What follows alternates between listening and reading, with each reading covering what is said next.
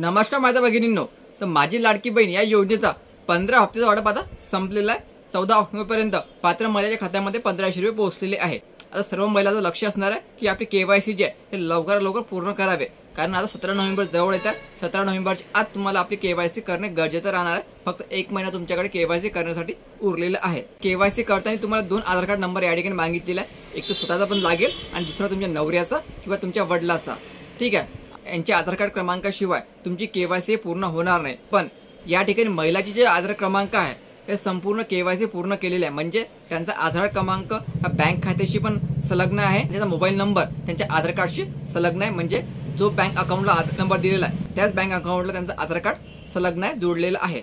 पण तुमच्या नवऱ्याचं तुमच्या वडिलाचं हे आधार कार्ड बँक खात्याशी संलग्न आहे का, तुम्हाला हे चेक करणे गरजेचं राहणार आहे। लक्षात ठेवायचं, जर तुमच्या आधार कार्ड क्रमांकाला जो मोबाईल नंबर दिलेला आहे तो मोबाईल नंबर सुरू आहे का, जो आधार कार्ड क्रमांक तुम्ही टाकलेला आहे त्याला बँक खाते अटॅच आहे का, जो आधार कार्ड क्रमांक तुम्ही टाकलेला आहे त्यांचा जो मोबाईल नंबर दिलेला होता अगोदर तो सुरू आहे का, ह्या गोष्टी तुम्हाला चेक करणे गरजेचं राहणार आहे। तर ह्या गोष्टी जर जोडलेल्या नसेल तर तुम्हाला या ठिकाणी ओटीपी दुसरा येणार नाही। असं लोकांना वाटत असेल की दुसरा ओटीपी आपल्याला येत नाहीये, त्याचा कारण असू शकते तांत्रिक अडचणी वेबसाईटला सुरू आहे त्यामुळे आपल्याला ओटीपी येत नाहीये। तर तुम्हाला ह्या गोष्टी चेक करणे गरजेचं राहणार आहे, कारण महिलाला माझी लाडकी बहीण या योजनेत पैसे येत आहे म्हणून त्यांचं अकाउंट हे सर्व व्यवस्थित आहे, पण पुरुषाला कुठल्या प्रकारचे पैसे येत नाही म्हणून त्याचे जुने अकाउंट असतात, जुना आधार कार्ड क्रमांक असतो आणि त्याला जुना मोबाईल नंबर अटॅच असतो।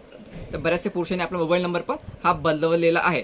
तेव्हा आधार कार्ड काढताना तुम्ही जो मोबाईल नंबर दिलेला होता त्यांचा मोबाईल नंबर बऱ्याचशा पुरुषांनी या ठिकाणी बदललेला आहे, त्यामुळे त्यांना जो ओटीपी आहे तो मोबाईलवर येत नाहीये। म्हणून सेकंड ओटीपी साठी तुमच्या वडिलाचा किंवा तुमच्या पतीचा आधार कार्ड क्रमांक मोबाईल क्रमांकाशी अटॅच आहे का हे तुम्हाला चेक करावं लागेल, आणि त्यांचा आधार क्रमांक हा त्यांच्या बँक खात्याशी संलग्न आहे का हे पण तुम्हाला या ठिकाणी चेक करावं लागेल। हे जर व्यवस्थित असेल तरच तुम्हाला दुसरा ओटीपी या ठिकाणी येणार आहे, अन्यथा तुम्हाला ओटीपी या ठिकाणी येणार नाही। तुमच्या वडिलाचं आधार कार्ड आहे 15-20 वर्ष अगोदरचं असते आणि त्यानंतर त्यांनी कुठल्याच प्रकारचा आधारमध्ये अपडेट केलेलं नसते, त्यामुळे त्यांनी जो मोबाईल नंबर दिलेला होता त्यावेळेस तो सुरू आहे आता की बंद हे तुम्हाला माहिती करून घेणे गरजेचं राहणार आहे। ठीक आहे, त्यांनी त्यावेळेस जो मोबाईल क्रमांक दिलेला होता तो जर आताही सुरू असेल, आता ते आधार कार्डशी संलग्न असेल तरच तुम्हाला दुसरा ओटीपी या ठिकाणी येणार आहे।